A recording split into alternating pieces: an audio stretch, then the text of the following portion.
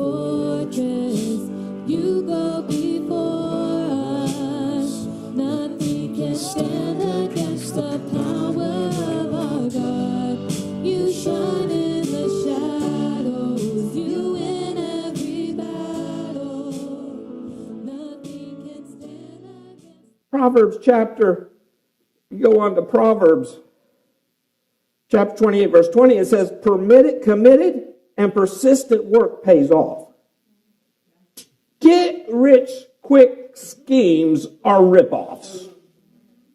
Quit watching stuff on late night television telling how you can make millions in the real estate market and you can be in a month's time making millions. Folks, that's a ripoff scheme. That's a pyramid scheme.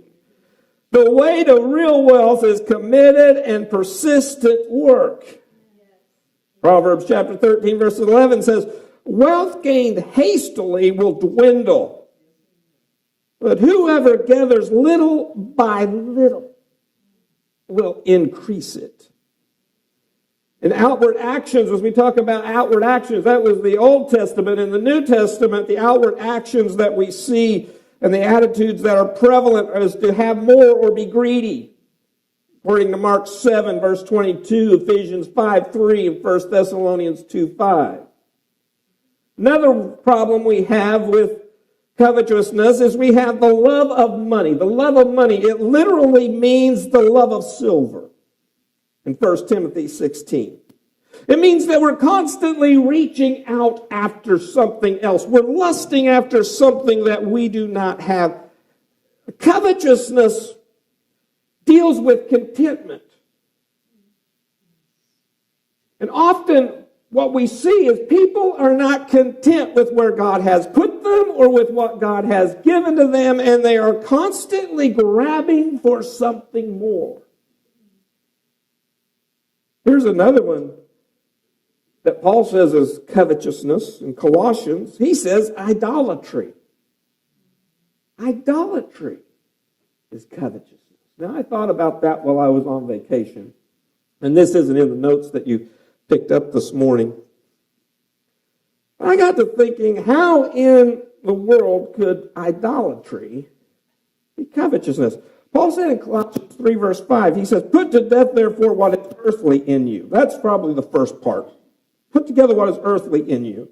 And then he goes on and he lists sexual immorality, impurity, passion, evil desire, and covetousness, which is idolatry. And as I was sitting there and I was thinking, how can idolatry be covetousness? And then the lights clicked on. Have you ever had one of those click-on moments where the lights come on and you thought, aha, this is how it's idolatry.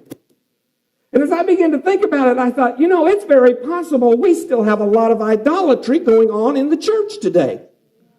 You see, what happened when you went to visit the idol's temple or when you went to worship the idol? It is an idol made out of wood or metal or cast before you. They would have an altar there at the idol, and you would bring the idol a gift. You would bring him an offering, and at that idol, you would offer your gift in order to receive a blessing.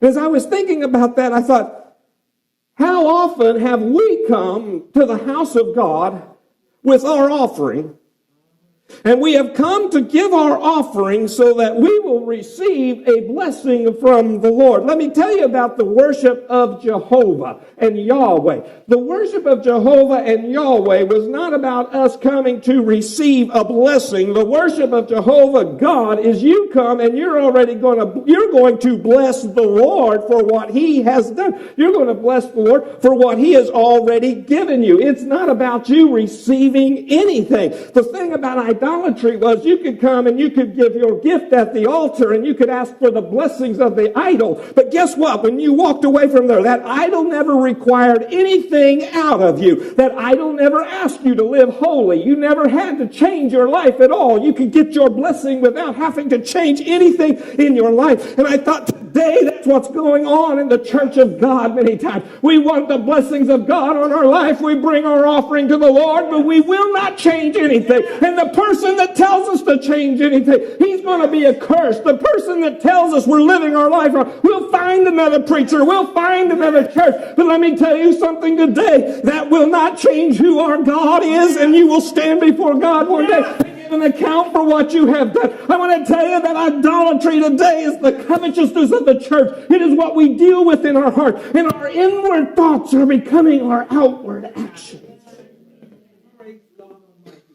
It's been a long time since I've been in the pulpit. Send me on vacation again. Covetousness was the original sin. Genesis chapter 3, verse 6, so when the woman saw that the tree was good for food, and that it was delightful to the eyes, and that the tree was desired to make one wise, she took of its fruit and ate, and she also gave some to her husband was with her, and he ate. How does covetousness happen in our lives? Well, first, coveting begins by us focusing on our deficiencies. And trust me, the devil will always point out what you don't have. Coveting is using dishonorable means to attain what others have. The serpent used deception. The serpent twisted the words to make Eve question God and God's justice. Coveting will bring something beneficial to our lives. You know what? This is something that's going to be beneficial to you. Eve was going to be like God, and she would know the difference between good and evil. Coveting trusts our own reasoning, according to Genesis 3:6. Bible says she saw the tree was good for fruit. It was delightful to the eyes. It could make one wise. When we are coveting, we ignore boundaries to protect us from danger. God had told them, stay away from the garden, stay away from the trees in the garden. Don't be near them. But here she is. Now she's up to them. She's right beside it. She has forgotten the word of God. She's now leaning on her own understanding. She has forgotten the dangers. And coveting will have us reaching for things we do not need. I like what Brother Richard told me one time about the Marine Corps.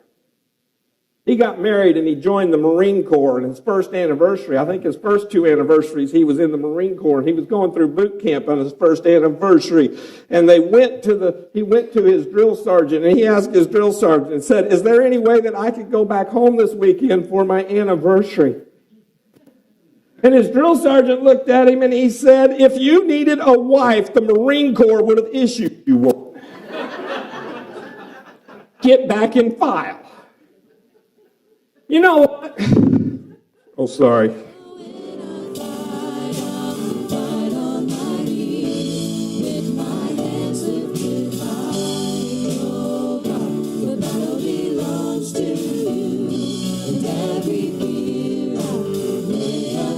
Feet, I'll see.